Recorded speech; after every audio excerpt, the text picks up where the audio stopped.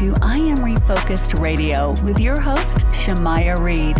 This show is designed to inspire you to live your purpose and regain your focus. And now, here's your host, Shamaya Reed.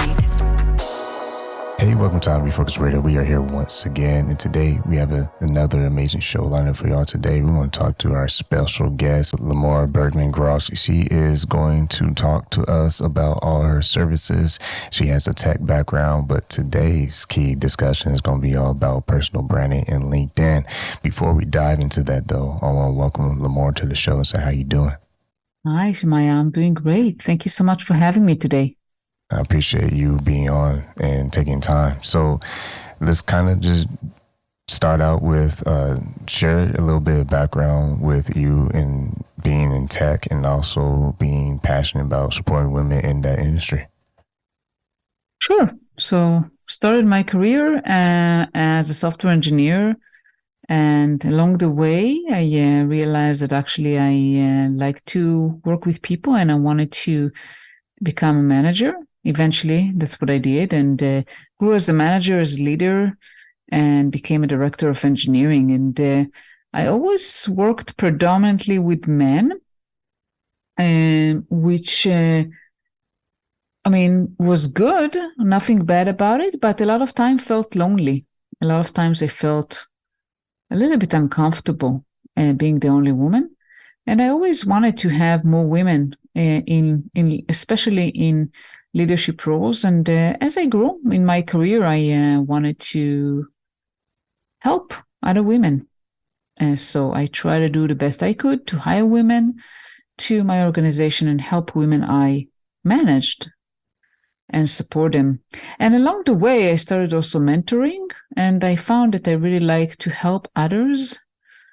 And I got very positive feedback. Eventually, that led to what I'm doing today, which I'm mainly coaching women in leadership positions. I coach and I also do group coaching. I just yesterday did a group coaching for a group of women. And I help also women with their branding on LinkedIn. And with you being a mentor and helping these women, and specifically in tech industry, what has been some of the biggest challenges that women face in the industry? So I think one of the biggest challenges is speaking up for themselves and asking for what they want and basically demanding a seat in the table. In general, women have more tendency to shy away from expressing their career aspirations, what they want, and asking for what they should deserve. That goes to promotions, salary increase, and anything related basically to advancing their careers. And I think that is the biggest challenge. Usually it comes with confidence issues, and they question themselves whether they are worthy, whether they're good enough, when they're as good as their male counterparts. Once again, talking to our guest today, Limor Bergman. And when you are working with women achieving their goals in a short amount of time, what's the process like for you with a particular just average individual? What was the starting point with you helping them along the way? Yeah, so first of all, I try to understand what's their challenges and what they would like to see in their careers and that they're not seeing. Then we try to identify what is holding them back, what are the barriers that they have. Usually it's within their head. So a lot of the work is internal. We work on identifying what are their beliefs about their capabilities that is limiting them from taking action and pursuing what they want. And we also work on identifying their strength, what actually are their capabilities, and building more confidence in themselves. A lot of times is asking others for feedback. We identify also their values and what is important for them and how to build their own leadership style and not trying to mimic others. And after all that, we identify eventually what are they trying to get to, what are their goals, and how to break that into actionable steps and how to make those steps forward in their career. Usually those steps are a little bit uncomfortable. So identify a path forward that they can take slowly and surely towards their goals. People can go visit your website, limorbergman.com, and with your services, coaching, and today's topic, we'll kind of dive into personal branding and LinkedIn. When it comes to the social media platform, LinkedIn, kind of break it down. What's some opportunities that this platform can provide for women, and how this is different from other social media platforms? That's a great question. So I see LinkedIn as the individual marketing collateral, professional collateral. Okay. So this is the place to be for any professional. Doesn't matter if you're a business owner or you're an employee. If you're not there, it's like you don't exist. Because nowadays, even if you apply for a position and you upload a resume, everyone is going to Google you and try to find your social presence. And LinkedIn is usually the top place to look for when it comes to your professional brand. So it's crucial, first of all, to be present, to have a profile. But on top of that, that's the opportunity that not just women, but in general, people have to present themselves as they would like to be presented, to build their brand, which will help them eventually to get where they want in their careers. And for me, it helped immensely when I was in the US to get jobs without even looking, because I constantly build my brand on LinkedIn, and I was active and posting regularly, and eventually companies reach out to me and offered me jobs that otherwise I don't know if I would have even found those jobs if I looked. A lot of people can be intimidated sometimes by LinkedIn and not know exactly what to post or what to share. Are there any tips that people can follow, particular women, that can help separate them from everyone else? Yeah, I think first of all, if you don't know what to post or share, find people that inspire you and follow them and see what they are posting and start commenting on their posts. So you don't have to create your own content at first. You can just share something you're reading. Maybe you're reading an article that you liked and you can share that. Or, as I said, comment on others and what they're doing. And then you can start becoming more and more confident in actually putting something that is yours. It can be an article, it can be a post, it can be whatever that you feel comfortable with. But I really believe in taking small steps forward. And I know a lot of times people feel uncomfortable putting themselves out there. And about their uniqueness, I think that every person is unique. And it is important to hear different voices. So I highly encourage women to not be afraid of sharing their voice, their unique voice, and providing their own perspective, because people are eager to see different opinions and hear about different perspectives. So you can go visit our website, limorbergman.com. Another question: when people or women are trying to complete their profile, that seems to be sometimes a question mark sometimes for people to figure out what's the best way to have a more compelling LinkedIn profile. Yeah. I would start with, first of all, a good profile picture, which is also relatively recent. You'll be surprised, but many times I speak with people that their profile picture does not look like anything like they look at present. So a good picture where people can see your face smiling, ideally. So that's the first thing.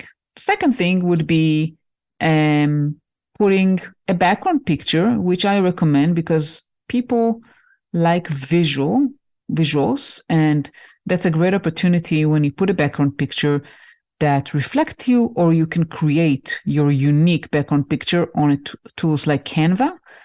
It's very easy. You don't need to be very techy.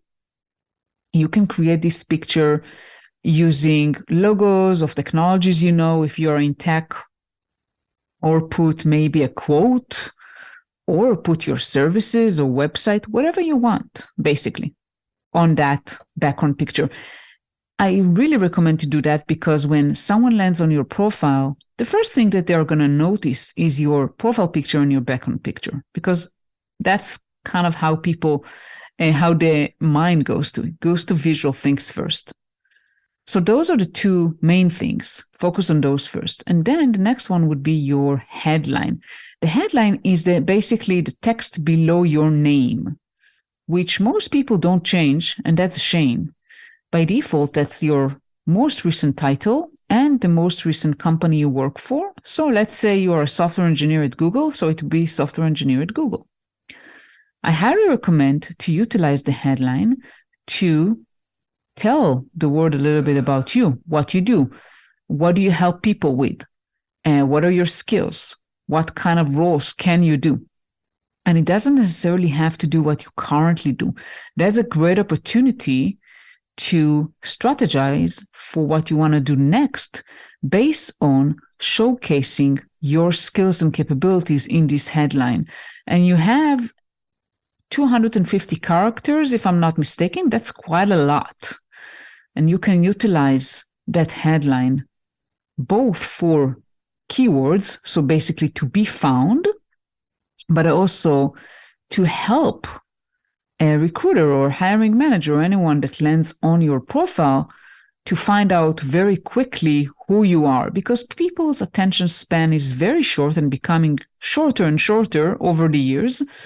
So you want to make sure that in the first few seconds that someone lands on your profile, they can know who you are. So those, I would say, the basics. The next one to invest in would be your about section, and that's where you can tell your story. I recommend sharing maybe something a little bit personal. How personal you want to get, that's up to you, but share yourself as a person, who you are, what is important for you, what are your passions.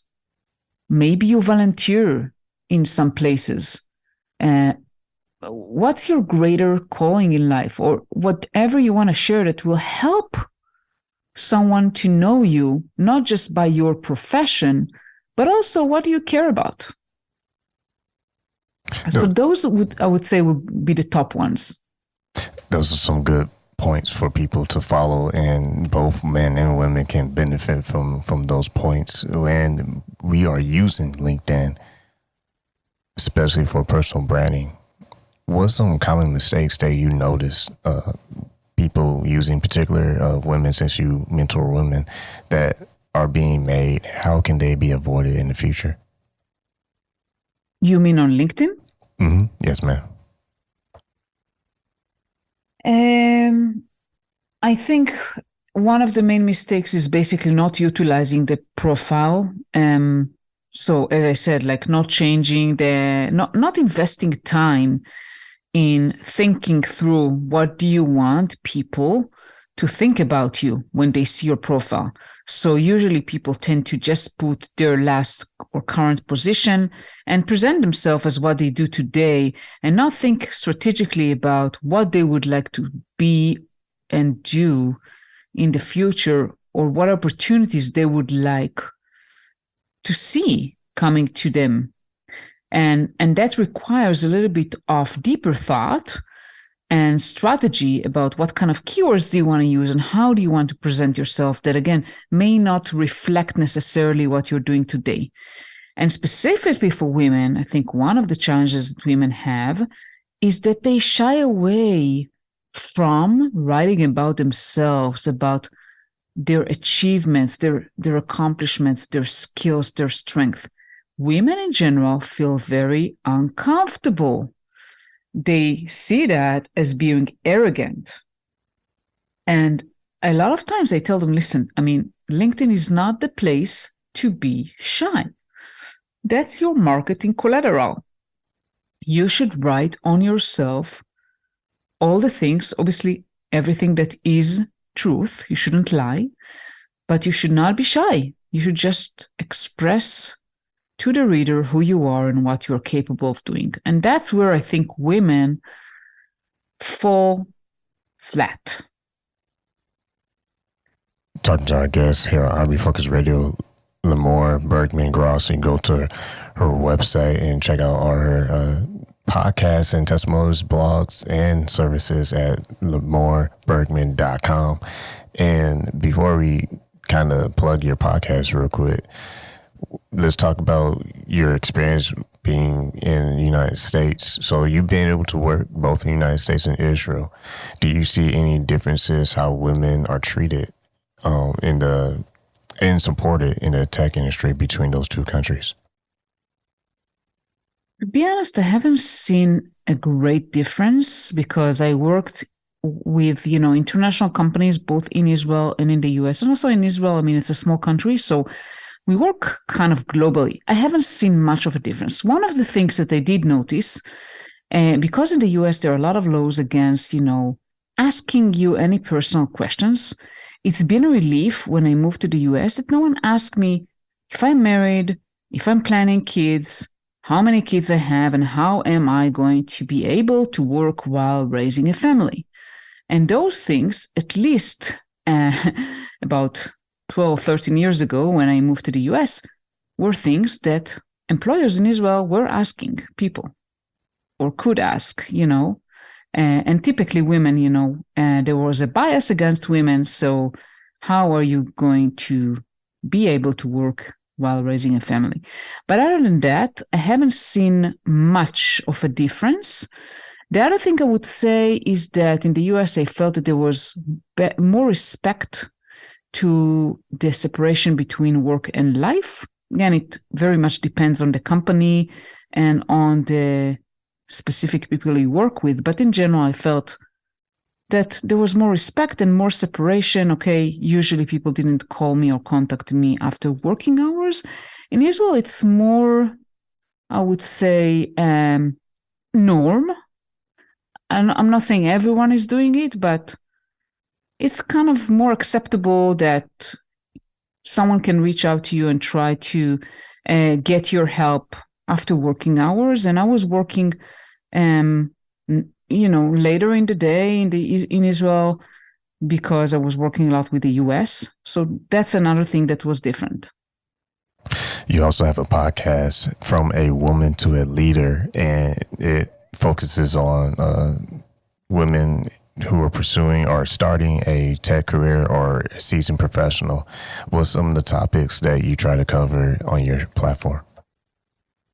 Yeah, so it's pretty new. I just recorded 5 episodes so far.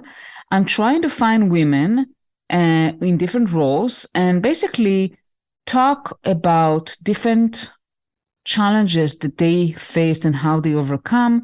I had a woman that is a QA leader, so we talked about a career in QA, and she shared her path and answered the question, is a career in QA right for you? So women who are interested in that type of a career can maybe get some perspective that will help them make that decision. I talk about how to progress to executive roles and how women can basically get to the top. I think that's the main theme. And in each episode, I'm going to cover different perspectives and maybe slightly different topics, depending on the guests. And with that, there's an episode where you talk about SMART goals, how to set SMART goals. Real quick, yes, for the audience, focusing on women, how important is it for them to identify SMART goals and how they can set it? I think it's important for both men and women.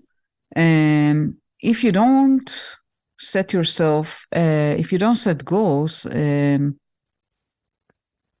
there is less chance that you'll get where you want. And specifically for women, if you want to drive yourself forward, you really need to set goals to your careers and start executing on them and not expect things to happen for you. And I think women in general are typically, more leaning towards doing their job and waiting for someone to notice, and setting goals around their careers can help them take charge of their careers and navigate their career forward. Once again, talking to our guest today, Limor Bergman Gross. You can go to her website, limorbergman.com. Real quick, I know we've been talking about LinkedIn and personal branding, but with your online coaching, you do one-on-one coaching. Kind of share with our audience how they can benefit from your coaching process. Sure. So the benefit is mainly identifying what is holding you back, identifying where you want to go and why. A lot of times we talk about, someone would tell me, I want to do X. And then when we dive deeper and understand what are the motivations, we may find that she actually wants to do something different. So I will help you realize what you want. What are the motivations for that? What is holding you back? And how can you build a plan and progress? While we have you on, what's the best call to action for our listeners, particularly women, if they are seeing your services as a good fit, and how can they be screened? Just reach out to me. There's a form on my website, so you can just go to my main page and contact me there. Or you can just reach out to me on LinkedIn. That's another way. Once again, talking to our guest, Limor Bergman Gross here on Refocus Radio. I want to say thank you again for your time talking to us today. Thank you so much, Maya, for having me.